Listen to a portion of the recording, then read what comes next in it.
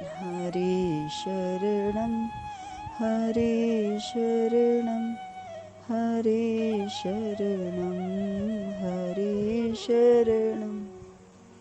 जय श्री कृष्ण।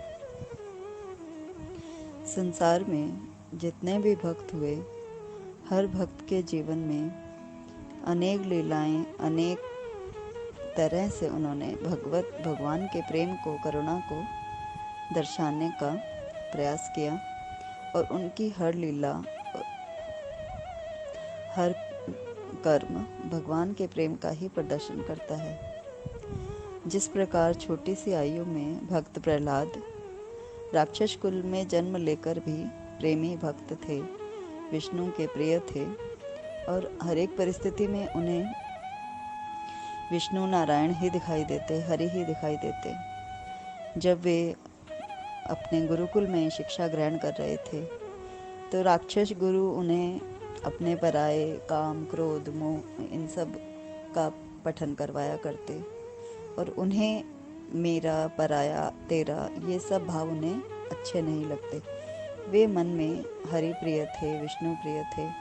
उनके मन में दया थी, करुणा थी, भक्ति थी, प्रेम था। तो उन्हें जगत में कोई पराया लगता ही नहीं था। हर एक से उनका समान व्यवहार, समान प्रेम रहता। जो गुरुगण पढ़ाते उन्हें वे याद कर लेते, लेकिन उसे अंतस में नहीं उतारते थे। और जब उनके पिता उनसे पूछते कि आज गुरु ने क्या पढ़ाया, तो वो हमेशा यही कहते कि विष्णु भगवान ही सबके पालक हैं, वे ही सारी सृष्टि के सृजन करता हैं, वे ही हम सभी के भीतर मौजूद है। इससे उनके पिता क्रोधित हो जाते। उन्होंने तरह तरह के तरीकों से ताड़ना देकर, दुर्व्यवहार कर कर प्रहलाद को उनको भक्ति मार्ग से हटाने का बहुत प्रयास किया। लेकिन प्रहलाद के भीतर रोम रोम में विष्णु बसे थे, हरि का प्रेम बसा था। प्रहलाद जितना कि उनके पिता डराते, धमकाते, डांटते, डपटते और अर्थ काम संबंधी शिक्षा देते, उतना ही प्रहलाद साम, दाम, दंड, भेद लगाकर भक्ति का मर्म समझते, विष्णु का प्रेम में और अधिक मतवाले हो जाते। उनकी माँ हिरण्यकश्यप के पास जब लेके जाती, हमेशा हिरण्यकश्यप सोचते थे कि आज मेरा पुत्र मुझे सर्वस्व मानेगा, मुझसे प्रेम करेगा। लेकिन बार बार प्रहलाद विष्णु भक्ति का उपदेश देते, सर्वत्र हरि को समझो, उन्हीं को मानो, यही उनका वाणी होती। प्रहलाद कहते, गुण, लीला, नाम आदि का श्रवण, उन्हीं का कीर्तन, नाम रूप आदि का स्मरण, उनके चरणों की सेवा, पूजा अर्चन, वंदन, दास्य, सख्य और आत्मनिवेदन, नवधा भक्ति की जाए विष्णु की, तो ये सबसे अधिक उत्तम अध्ययन है मनुष्य जीवन के लिए। प्रहलाद की बातें सुनकर हिरण्यकश्यप क्रोधित हो उठते और वे उन्हें तरह तरह की यातनाएं देते। परंतु भक्त की लाज, भक्त की टेक तो श्री हरि ही रखते हैं। पाप का घड़ा एक दिन भर ही जाता है। जो ईश्वर से द्वेष रखता है तो भी वो किसी न किसी भांति ईश्वर का ही चिंतन कर रहा है। प्रहलाद भक्त को यातना देने, प्रताड़ना देने, दुर्व्यवहार, उनको मारने के अथक प्रयास करने के बाद अंत में नरसिंह रूप में प्रभु खंबे से प्रकट हुए और हिरण्यकश्यप का वध किया। जब श्री हरि का क्रोध शांत नहीं हुआ तो संतों ने सभी देवताओं ने उनकी स्तुति कर ली, परंतु श्री हरि का क्रोध शांत नहीं हुआ, क्योंकि भक्त पर अत्याचार हुए, उनके भक्त को पीड़ा हुई। इसलिए तब संतों ने युक्ति लगाई कि इस प्रहलाद भक्त को ही भगवान श्री हरि विष्णु की गोदी में बिठा दिया जाए।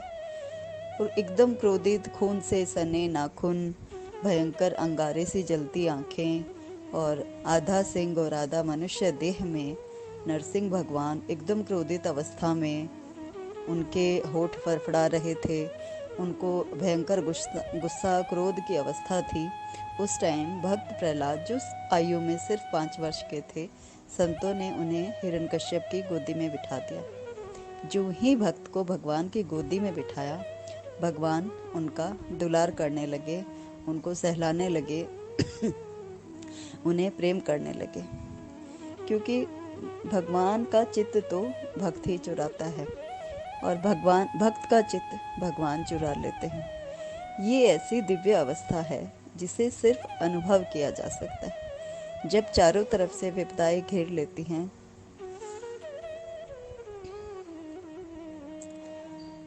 और मन विकल हो उठता है और प्रार्थना के स्वर फूट पड़ते हैं, अंतर्नाद होता है, आर्तनाद होता है, तो श्री हरि का प्राकट्य होता है और उससे मन उस अवस्था में भक्त और भगवान का जो संबंध है वो ही अलौकिक और सत्य संबंध है।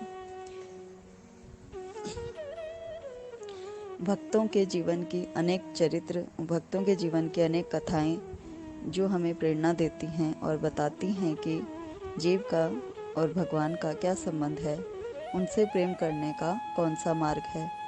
सभी धर्म ग्रंथ शास्त्रियों तो तरह तरह के उपाय बताते हैं, लेकिन जिस तरह मीरा जी कहती हैं कि हरि व्यापक सर्वत्र समाना, प्रेम ते प्रकट होई मैं जाना। प्रभु को प्रेम से ही प्रकट किया जा सकता है और अन्य कोई उपाय है ही नहीं। जितना श्रद्धा भक्ति के साथ नाम जप किया जाता है, उसी से भगवान का प्राकट्य भक्त के हृदय में होता है।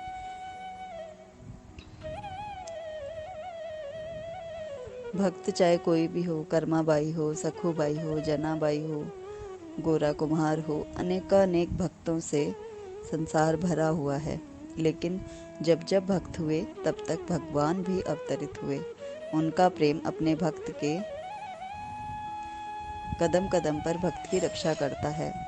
तभी तो श्री हरि किसी के घर में नौकर बनकर जा रहे हैं, किसी के हृदय में प्रकट होते हैं, किसी के अंग संग रहते हैं, कबीर के पीछे पीछे भगवान घूमते हैं। इसी तरह तरह तरह के चरित्र हुए, जिन उन भक्तों की लीलाएं हम पढ़ते हैं, उनकी कथाएं हम पढ़ते हैं, तो हमें पता चलता है कि भगवान की करुणा कितनी है, उनका प्रेम कितना है, भक्त वत्सल कैसे अपने भक्तों पर कृपा बरसाते हैं। भक्त रसखान जब वृंदावन में घूम रहे थे, उनकी दृष्टि कृष्ण पर पड़ी और वे जूती लेकर घूमने लगे कि इतना नन्हा सा सुकुमार बिना जूती के घूम रहा है। तो वे रोने लगे और उन्हें प्रगाढ़ प्रेम में आर्तनाद से याद करने लगे। तो ठाकुर जी मंदिर से बाहर आकर, बाल रूप में आकर उन्हें दर्शन दिए, उनके हाथों से जूती पहनी। ये सब करुणा, ये सब लीलाएं क्यों होती है? ये हमें बताने के लिए कि कण कण में ईश्वर है, तुम्हारे प्रेम में ईश्वर है, तुम्हारे हृदय में ईश्वर है। मनुष्य भगवान न रूप रंग देखते हैं, न जाति पाति देखते हैं, न गुण अवगुण देखते हैं, कुछ भी नहीं देखते, बस वो तो प्रेम के वश हो जाते हैं। जब आपकी वाणी हरि गुण गाने लगे, नेत्र अश्रु बहाने लगे और मन बुद्धि चित्र प्रभु को याद करने लगे, तो ये समझना चाहिए कि अब हरि से मिलन होगा। तेरी वाणी हरि गुण गाए, जब संत मिलन हो जाए, बस इतना समझ लेना, अब हरि से मिलन होगा।